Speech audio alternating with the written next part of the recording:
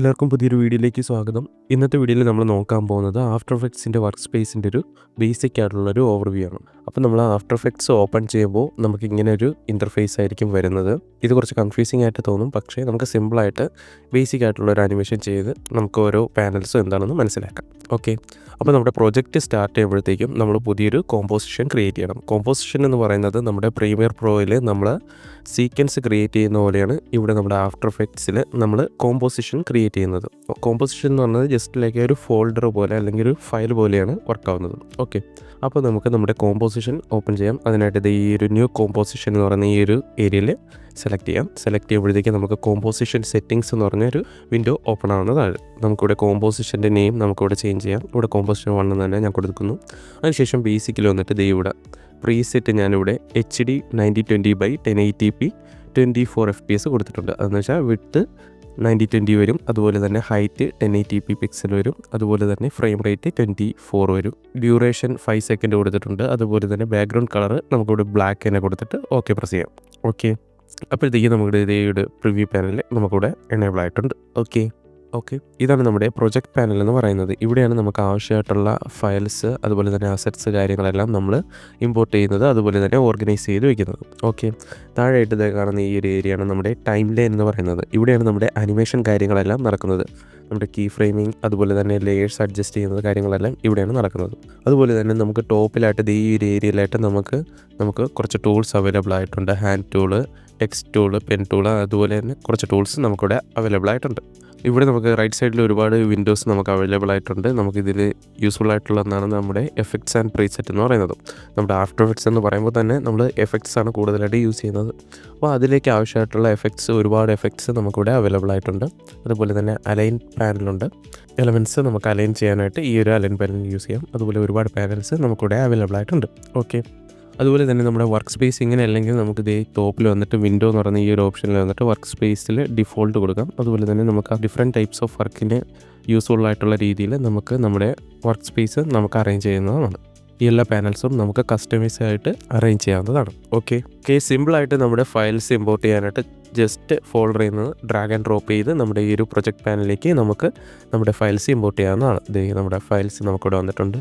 ഓരോന്നും സെലക്ട് ചെയ്യുമ്പോഴത്തേക്ക് നമുക്കിവിടെ പ്രിവ്യൂ ആവുന്നതായിരിക്കും. ഓക്കെ, അപ്പോൾ സിമ്പിളായിട്ട് ഞാൻ ഈ ഒരു വീഡിയോ ഈ ഒരു ടൈം ലൈനിലേക്ക് ആഡ് ചെയ്യുന്നുണ്ട്. ഓക്കെ, അപ്പോൾ നമ്മുടെ വീഡിയോ നമ്മുടെ ടൈം ലൈനിലേക്ക് ആഡ് ചെയ്ത് കഴിഞ്ഞു. അതിനുശേഷം നമ്മുടെ ഈ ഒരു വീഡിയോ ലെയറിൽ താഴേക്ക് ഇവിടെ ക്ലിക്ക് ചെയ്താൽ നമുക്ക് ട്രാൻസ്ഫോം എന്ന് പറയുന്ന ഒരു ഓപ്ഷൻ അവൈലബിൾ ആയിട്ടുണ്ട്. ഈ ട്രാൻസ്ഫോം എന്ന് പറയുന്ന ഈ ഒരു ഓപ്ഷനകത്ത് നമുക്ക് എസെൻഷ്യൽ കൺട്രോൾസ് ആയിട്ടുള്ള പൊസിഷൻ, സ്കെയിൽ, റൊട്ടേഷൻ, ഒപ്പാസിറ്റി എന്നീ കാര്യങ്ങളൊക്കെ നമുക്കിവിടെ അഡ്ജസ്റ്റ് ചെയ്യാവുന്നതാണ്. കണ്ടില്ലേ, സിമ്പിളായിട്ട് നമുക്കിതൊക്കെ അഡ്ജസ്റ്റ് ചെയ്യാവുന്നതാണ്. റീസെറ്റ് ചെയ്യുന്നു. ഓക്കെ, അതിനുശേഷം ഞാൻ എന്ത് ചെയ്യുന്നു വെച്ചാൽ നമ്മുടെ എഫക്ട്സ് ആൻഡ് പ്രീസെറ്റ് എന്ന് പറഞ്ഞ ഈ ഒരു പാനലിൽ വന്നിട്ട് ഞാൻ ജസ്റ്റ് ഹ്യൂ ഒന്ന് സെർച്ച് ചെയ്യുന്നു.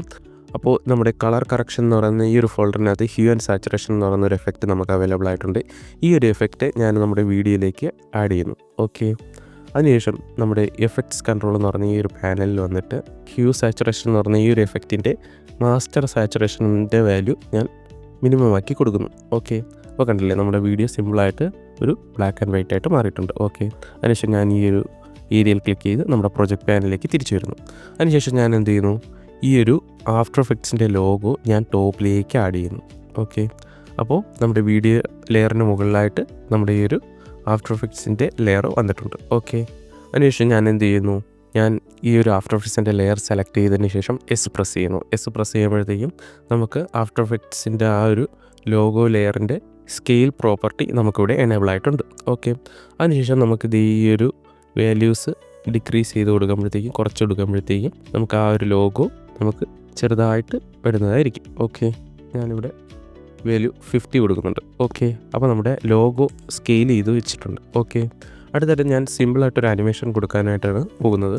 എന്ന് വെച്ചാൽ സിമ്പിളായിട്ട് ഈ ഒരു ആഫ്റ്റർ എഫക്ട്സിൻ്റെ ലോഗോ കോമ്പോസിഷൻ്റെ വെളിയിൽ നിന്ന് അകത്തേക്ക് വരുന്ന രീതിയിലേക്ക് ബേസിക് ആയിട്ടുള്ളൊരു ആനിമേഷൻ നമുക്ക് കൊടുക്കാം. ഓക്കെ, അതിനായിട്ട് ഞാൻ എന്ത് ചെയ്യുന്നു, ഞാൻ ഈ ഒരു ആഫ്റ്റർ എഫക്ട്സിൻ്റെ ലോഗോ ലെയർ സെലക്ട് ചെയ്തതിന് ശേഷം ഈ ഒരു ടൈം ഇൻഡിക്കേറ്റർ കണ്ടില്ലേ, ഈ ഒരു പ്ലേ ഹെഡ് ഞാനൊരു 12th ഫ്രെയിമിലേക്ക് കൊണ്ടുവച്ചതിന് ശേഷം ഈ ഒരു ലെയർ സെലക്ട് ചെയ്തതിന് ശേഷം ഞാൻ പി പ്രസ് ചെയ്യുമ്പോഴത്തേക്കും നമുക്ക് ഈ ഒരു ആഫ്റ്റർ എഫക്ട്സിൻ്റെ ലോഗോയുടെ പൊസിഷൻ പ്രോപ്പർട്ടി നമുക്കിവിടെ എനേബിൾ ആയിട്ടുണ്ട്. ഓക്കെ, ഞാൻ ഇവിടെ ഈ ഒരു ഐക്കൺ കണ്ടില്ലേ, ഈ ഒരു ഐക്കൺ ക്ലിക്ക് ചെയ്ത് ഞാനൊരു കീ ഫ്രെയിം കൊടുത്തിട്ടുണ്ട്. ഓക്കെ, കീ ഫ്രെയിംസിനെ കുറിച്ച് നമ്മൾ ഡീറ്റെയിൽഡ് ആയിട്ടൊരു വീഡിയോ ചെയ്യുന്നതായിരിക്കും. ഓക്കെ, ഞാനിവിടെ ഒരു പൊസിഷന് ഒരു കീ ഫ്രെയിം കൊടുത്തിട്ടുണ്ട്. ഓക്കെ, എന്നിട്ട് സ്റ്റാർട്ടിംഗ് ഫ്രെയിമിലേക്ക് ഈ ഒരു പ്ലേ ഹെഡ് കൊണ്ടുവച്ചതിന് ശേഷം ഞാൻ എന്ത് ചെയ്യുന്നു, ഈ ഒരു ആഫ്റ്റർ എഫക്ട്സിൻ്റെ ലോഗോയുടെ വൈ വാല്യൂ കുറച്ച് താഴേക്ക് കൊടുക്കുന്നു.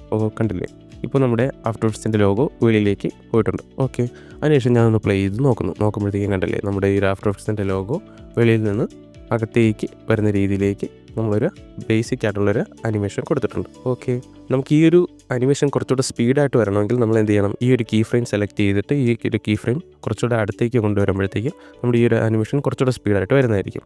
ഈ ഒരു അനിമേഷൻ്റെ സ്പീഡ് കുറയ്ക്കണമെങ്കിൽ നമ്മൾ എന്ത് ചെയ്യണം, നമ്മൾ ഈ ഒരു കീ ഫ്രെയിം കുറച്ചുകൂടെ ദൂരേക്ക് മാറ്റി വയ്ക്കുമ്പോഴത്തേക്കും ആ ഒരു അനിമേഷൻ്റെ സ്പീഡ് കുറയുന്നതായിരിക്കും. ഓക്കെ, അപ്പോൾ നമ്മുടെ അനിമേഷൻ്റെ സ്പീഡ് ഈ ഒരു കീ ഫ്രെയിമിൻ്റെ ഡിസ്റ്റൻസിന് അനുസരിച്ചായിരിക്കും വരുന്നത്. ഓക്കെ, ഞാൻ ഈ ഒരു പഴയ രീതിയിലേക്ക് കൊണ്ടുവച്ചതിന് ശേഷം ഈ ഒരു ആനിമേഷൻ കുറച്ചുകൂടെ സ്മൂത്ത് ആക്കാനായിട്ട് ഞാൻ എന്ത് ചെയ്യുന്നു, ഈ 2 കീ ഫ്രെയിം സെലക്ട് ചെയ്തതിന് ശേഷം റൈറ്റ് ക്ലിക്ക് ചെയ്യുമ്പോഴത്തേക്കും നമുക്കിവിടെ കീ ഫ്രെയിം അസിസ്റ്റൻറ്റ് എന്ന് പറഞ്ഞൊരു ഓപ്ഷൻ നമുക്കിവിടെ അവൈലബിൾ ആയിട്ടുണ്ട്. ഇതിനകത്ത് വന്നിട്ട് ഈസി എന്ന് പറയുന്ന ഈ ഒരു ഓപ്ഷൻ സെലക്ട് ചെയ്യുന്നത്, ഇതിൻ്റെ ഷോർട്ട് കട്ട് എന്ന് പറയുന്നത് F9 ആണ്. ഓക്കെ, ഞാനിത് സെലക്ട് ചെയ്യുമ്പോഴത്തേക്കും നമ്മുടെ കീ ഫ്രെയിം ഈ ഒരു ഐക്കണിലേക്ക് മാറുന്നതായിരിക്കും. അതിനുശേഷം ഈ 2 കീ ഫ്രെയിം സെലക്ട് ചെയ്തതിന് ശേഷം ഞാൻ എന്ത് ചെയ്യുന്നു, ഈ ഒരു ഗ്രാഫ് എഡിറ്റർ സെലക്ട് ചെയ്യുമ്പോഴത്തേക്കും നമുക്കിങ്ങനെ ഒരു കർവ് വരുന്നതായിരിക്കും. ഇവിടെ ഞാൻ ജസ്റ്റ് സിമ്പിളായിട്ട് ഈ ഒരു കർവ് ഞാനിങ്ങനെ അഡ്ജസ്റ്റ് ചെയ്ത് വയ്ക്കുന്നുണ്ട്. അപ്പോൾ എന്താണ് സംഭവിക്കുന്നത്, നമ്മുടെ അനിമേഷൻ്റെ സ്പീഡ് കൂടി ഈ ഒരു ഏരിയയിലേക്ക് മാക്സിമം സ്പീഡിലേക്ക് വന്നിട്ട് സ്ലോ ആയിട്ട് നിൽക്കുന്നതായിരിക്കും. കണ്ടില്ലേ, നമ്മുടെ അനിമേഷൻ കുറച്ചുകൂടെ സ്മൂത്തായിട്ട് വരുന്നതായിരിക്കും. ഓക്കെ, നമ്മുടെ ലോഗോ സിമ്പിളായിട്ട് നമ്മുടെ ഈ ഒരു വീഡിയോയിലേക്ക് നമ്മൾ അനിമേറ്റ് ചെയ്തു.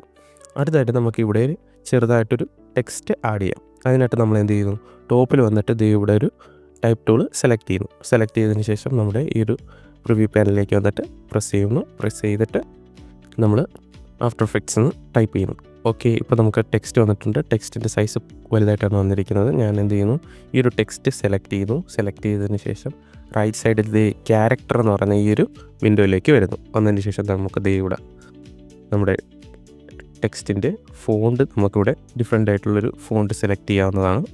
അതിനുശേഷം ഫോണ്ടിൻ്റെ സൈസ് നമുക്കിവിടെ അഡ്ജസ്റ്റ് ചെയ്യാവുന്നതാണ്.